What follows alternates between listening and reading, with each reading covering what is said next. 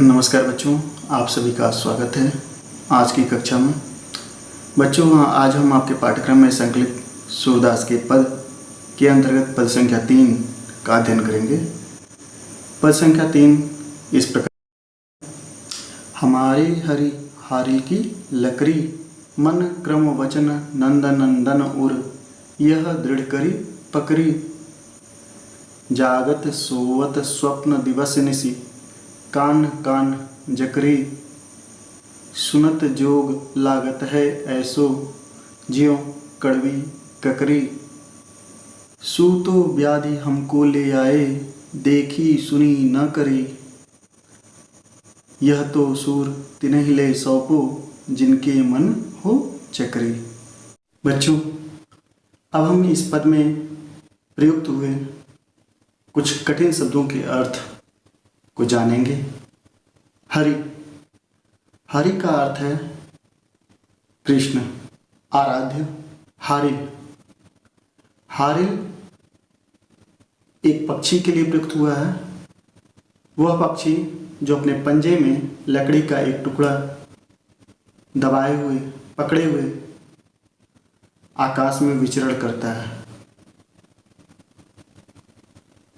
मन क्रम वचन, मन से, कर्म से और वाणी से। नंद नंदन अर्थात कृष्ण। उर, उर का अर्थ होता है हृदय। दृढ़ करी पकड़ी का अर्थ है मजबूती से पकड़ना।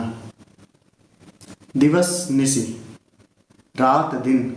जकरी शब्द का अर्थ है धुन में रहना। जोग, जोग का अर्थ है योग। सु, सु का अर्थ है वह। व्याधि, व्याधि का अर्थ है रोग। करी का अर्थ है भोगा। तिन्हि, तिन्हि का अर्थ है उन्हें। चक्री, चक्री का अर्थ है चंचलता या चंचल।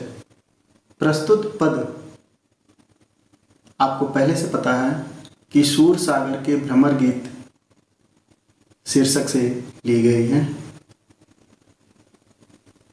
इस पद में सूरदास जी ने निर्गुण ब्रह्म के प्रति अपनी धारणा और सगुण साकार कृष्ण के प्रति अपनी अटूट आस्था और विश्वास को गोपियों के माध्यम से प्रकट किया है।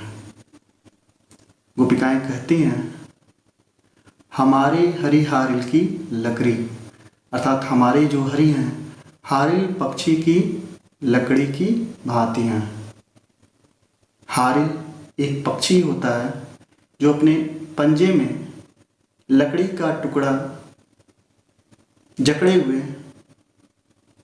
मजबूती के साथ पूरे आकाश में विचरण करता है, देश देशांतर की यात्रा करता है,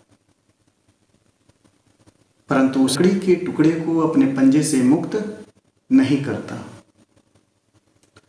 ठीक उसी प्रकार गोपियां कहना चाहती हैं, तुलना करती हैं यहाँ अपने आप को हारिल से और कृष्ण को उस लकड़ी के टुकड़े से जो हारिल पक्षी के लिए एक आधार है, एक आश्रय है, एक विश्वास है, जिसके सहारे, जिसका आलम्बन पाकर वह देश देशांतर की यात्रा करता है, पूरे आकाश मार्ग का विचरण करता है, क्योंकि कहीं न कहीं उसके मन में वह विश्वास उस लकड़ी पर होता है कि वह लकड़ी उसे गिरने नहीं देगी। वही आस्था, वही अटूट आस्था और निष्ठा कहीं न कहीं गोपिकाओं के मन में भी है, जो वे कहना चाहती हैं कि हम हमारे लिए हरि हारिल पक्षी की लकड़ी की भांति हैं।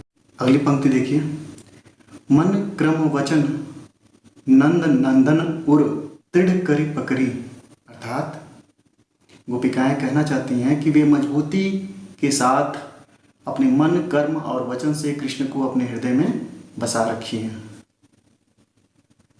जागत सोवत स्वप्न दिवस निशि, जागते हुए, सोते हुए, स्वप्न में, दिवस निशि, दिवस का अर्थ होता है दिन में, निशि का अर्थ होता है रात में, दिन रात, कान कान जकरी, कान कान की रटही हमारे मन में लगी रहती है, हम कान कान की धुन में ही रमी रहते हैं।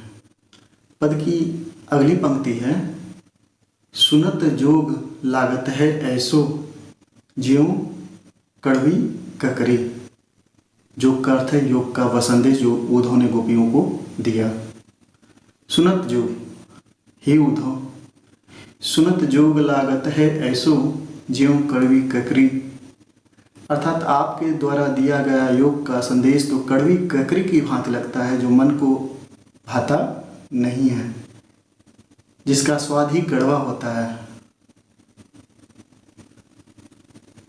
सू तो व्याधि हमको ले आए, देखी सुनी न करे।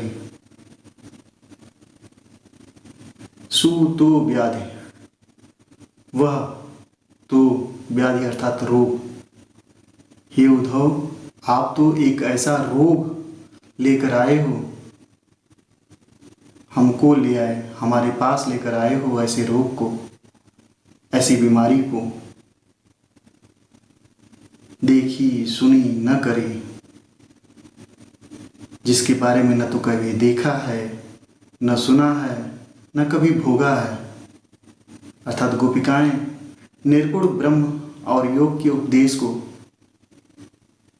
एक बीमारी भी कहते हैं, एक ऐसी बीमारी जिसके बारे में गोपियों ने न कभी सुना है, न कभी देखा है, और न ही कभी पीड़ित हुई हैं, कभी उस रोग से ग्रसित हुई हैं। देखी सुनी न करे। कविता की पद की अंतिम पंक्ति है, यह तो सूर तिनहि लय सौंपो, जिनके मन चक्री।